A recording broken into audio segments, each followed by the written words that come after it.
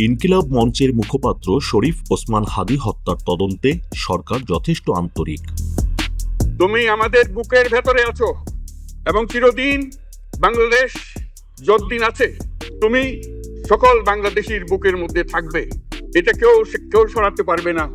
আমরা আজকে তোমাকে প্রিয় হাদী বিদায় দিতে আসিনি, আমরা তোমার কাছে আমরা ওয়াদা করতে এসেছি, তুমি যা বলে গেছো সেটা যেন আমরা পূরণ করতে পারি। মামলাটি এই মুহূর্তে অধিকতর তদন্ত করছে সিআইডি। হত্যাকাণ্ডটির তদন্তে জাতিসংঘে আনুষ্ঠানিকভাবে চিঠি পাঠাবে বলেও সিদ্ধান্ত নিয়েছেন অন্তর্বর্তী সরকার।